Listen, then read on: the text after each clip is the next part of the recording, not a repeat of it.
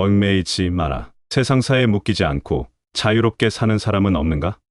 살다 보면 우리는 수많은 것에 묶여 있는 것을 알 수 있다. 자신과 같이 사는 가족에게 묶이고, 일을 해야 하는 직장에 묶이고, 사회생활을 하면서 다른 사람들의 시선에 묶이고, 먹고 살려고 하면 돈에 묶이는 등 주변에 나를 묶는 요소들이 많다. 이런 것에서 벗어날 수는 없는가? 이는 사소한 것에 집착하고 작은 이익에 욕심을 내는 때에 벗어나기 힘들기 때문이다.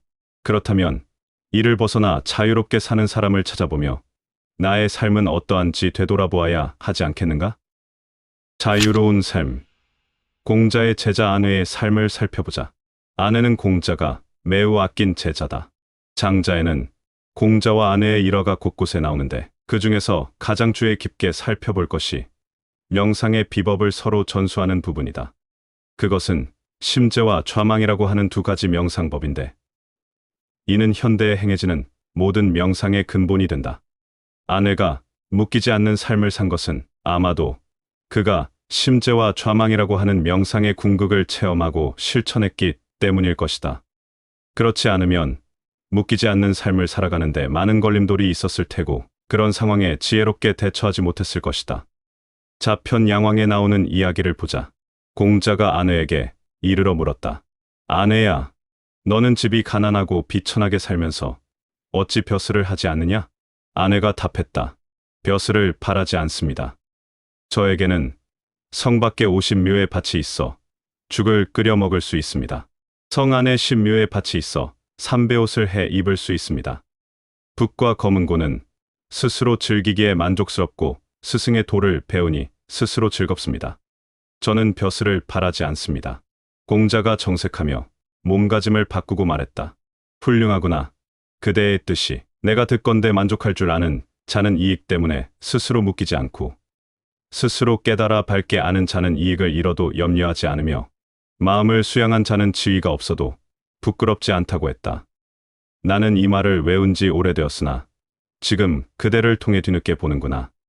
이것은 나의 복이다. 죽을 해 먹고 삼베옷을 해 입을 만한 땅이 있는 아내는 벼슬을 바라지 않는다. 세상 일을 버린 자가 된다. 그래서 묶이지 않고 살아갈 수 있다. 검은고를 타면서 즐기고 스승의 도를 배우며 즐겁게 살 수 있다. 그런 아내의 모습은 소매자락에 정갈하고 맑은 바람만 부는 선비의 모습과 같다.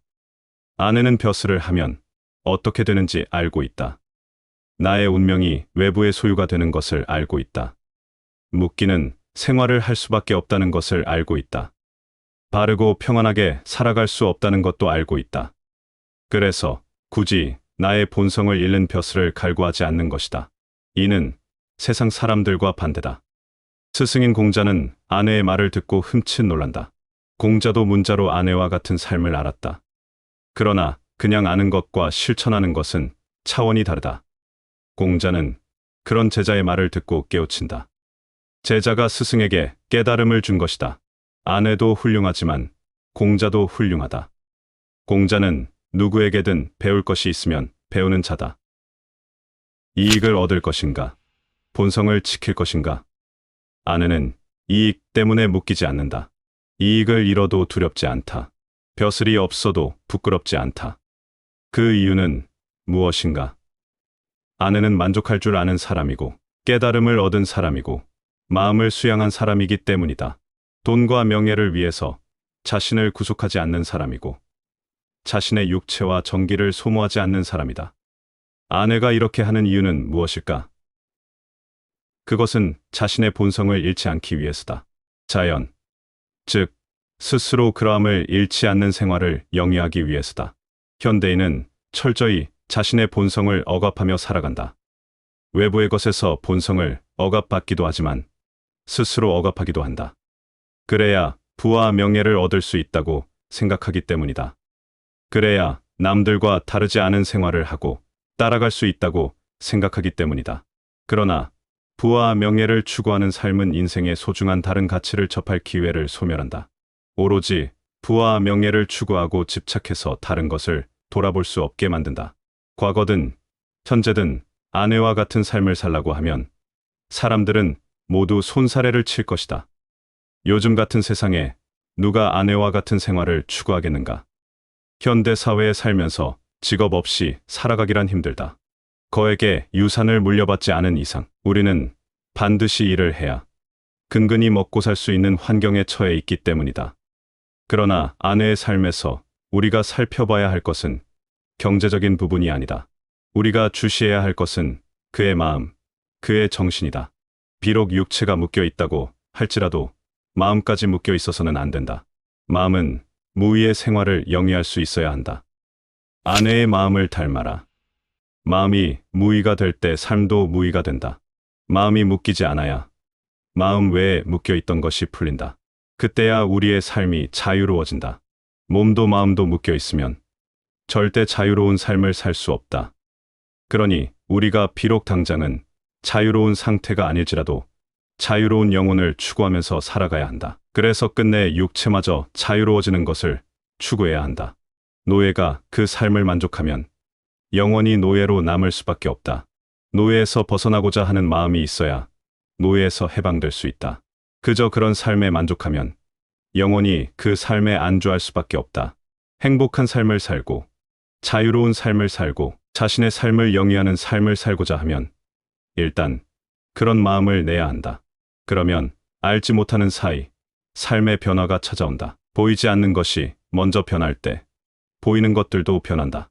위대한 창조자는 마음속에서 어떤 작품을 만들어 낼지 먼저 생각한다. 무작정 창조하는 행위로 들어가지 않는다. 마음이 창조할 수 있는 상태가 된 이후에 진실로 위대한 창조물을 만들어 낼 수 있는 것이다. 아내가 추구하는 무위의 삶은 마음에서 먼저 만들어졌기 때문에 이루어질 수 있었다. 현대인으로서 행복한 삶을 살기를 원한다면 그런 마음을 내야 한다. 그렇게 하기 위해서는 묶이지 않는 마음을 내는 것이 선행되어야 한다. 그래야 자신의 본성을 온전히 유지하면서 살아갈 수 있다. 내 삶을 묶는 것은 내 마음이다. 우리는 많은 것에 묶여 있다. 직업에 묶이고, 타인의 눈에 묶이고, 사회적인 관념에 묶이고, 인간관계에 묶여 있다. 하지만 이 묶여 있는 모든 원인은 스스로의 마음이다. 묶이고자 하는 마음이 없으면 초월한 삶을 살 수 있다. 우리는 묶여 있고 스스로 묶이고자 한다. 그러므로 아내의 삶을 살 수 없는 것이다. 이제는 묶여 있는 모든 것을 떨쳐내야 한다. 그것에서 벗어나야 한다. 마음이 먼저 묶인 것을 풀어내야 한다. 그렇게 될 때 자유롭고 초월적인 삶의 변화를 맞이할 수 있을 것이다.